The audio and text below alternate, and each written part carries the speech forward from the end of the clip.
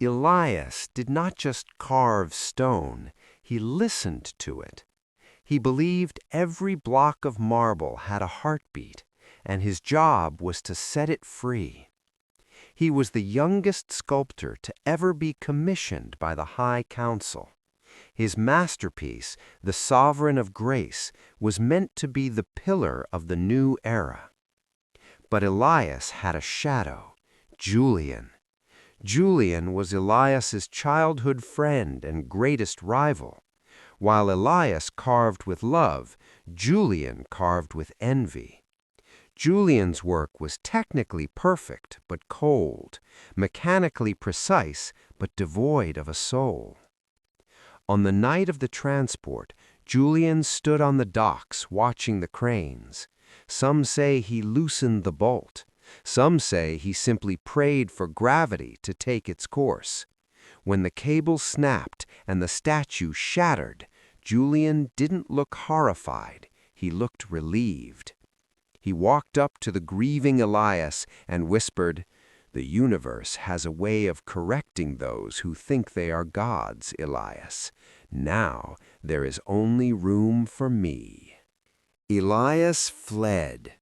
He didn't just go to the mountains.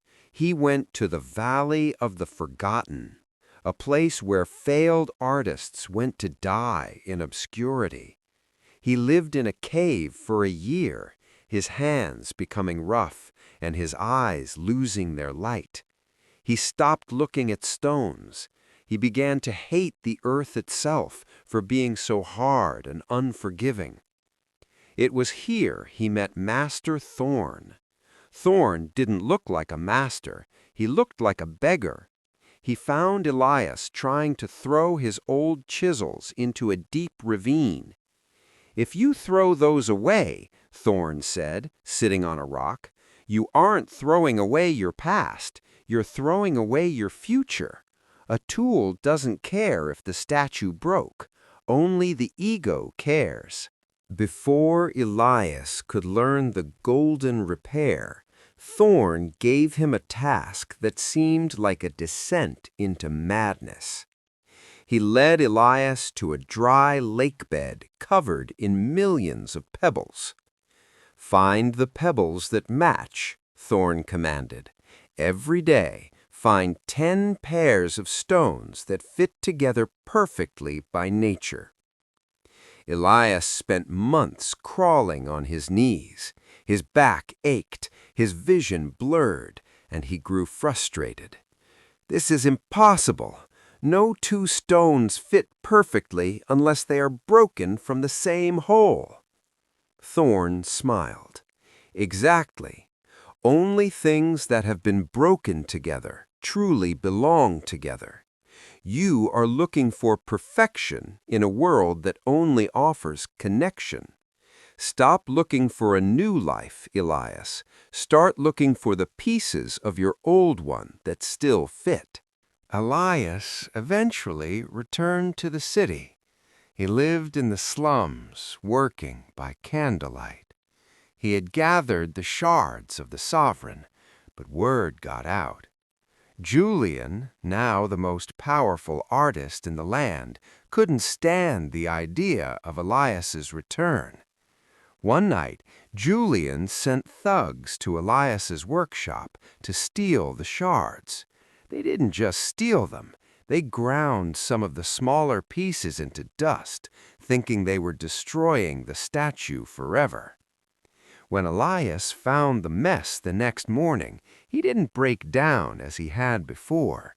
He looked at the white marble dust covering his floor.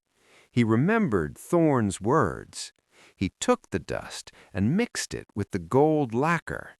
He realized the dust could become the mortar that held the larger pieces together.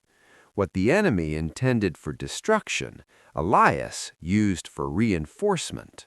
The great exhibition was held at the very harbor where the statue had fallen.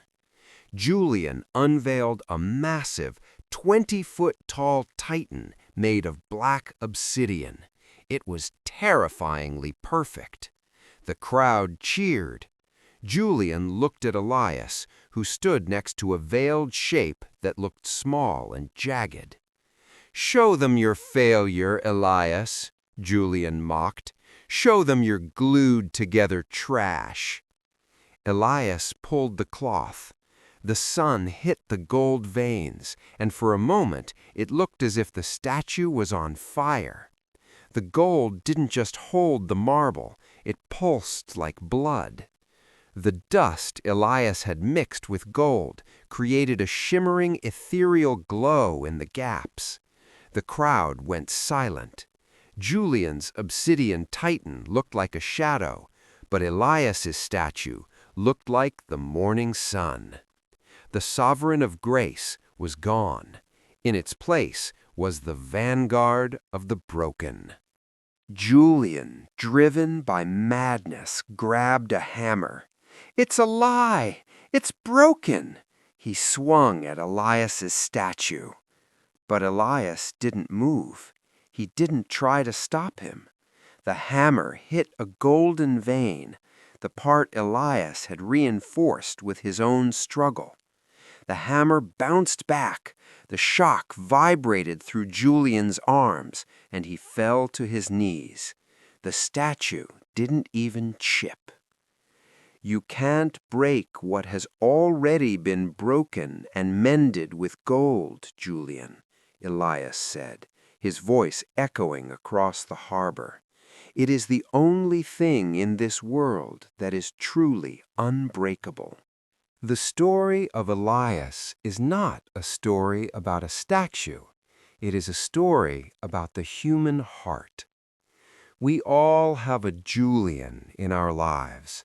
Sometimes it's a person, sometimes it's our own inner critic, or sometimes it's just the cruelty of fate. They will try to grind your dreams into dust. They will wait for your cables to snap. But what they don't understand is that dust is just the ingredient for a stronger bond. Your life is not over because you hit the ground. Your life is just entering its golden phase. The repair is where your character is built. The repair is where your value triples. Don't seek a life without cracks. Seek a life where every crack is filled with the gold of your perseverance.